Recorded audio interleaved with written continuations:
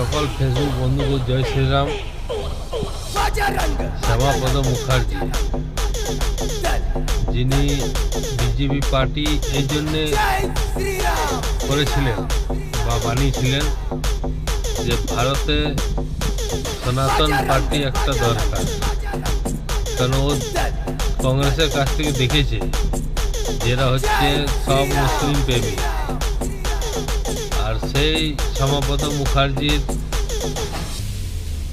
স্বপ্ন আজকে বাংলায় যে সনাতনী একজন মুখ্যমন্ত্রীকে অধিকার দেওয়া হয়েছে, তার নাম হচ্ছে শুভেন্দু অধিকারী। তো সেই বাংলা পশ্চিমবঙ্গের মধ্যে আজ শ্যামাপদ মুখার্জির মানে স্বপ্ন সত্যি হয়ে আজ ওখানে পুরো ভাগুয়াময় হয়েছে, সনাতনীময় হয়েছে।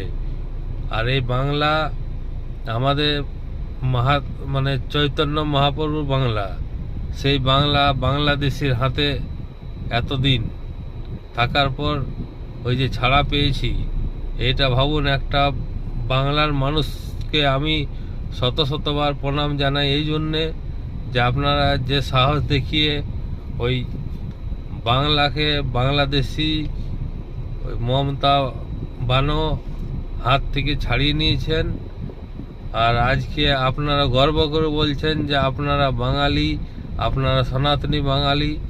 এইটার জন্যে আমি শতবার প্রণাম করি। আর আমি চাই যে ওই বাংলাতে আর কোনোদিন যেন সেই রকম কোনো রোহিঙ্গা, বাংলাদেশি, ঘুষপেটিয়া এদের মালিকরা রাজ করে, কারণ ও হচ্ছিল ওদের মালিক। তো সকল সনাতনীদের আর বাংলার সনাতনীদের যারা বাংলায় বসবাস করেন বা বাংলায় যারা ভারতীয় মুসলিম রয়েছে তাদেরকেও জানাই শুভেচ্ছা, অভিনন্দন, ভালোবাসা।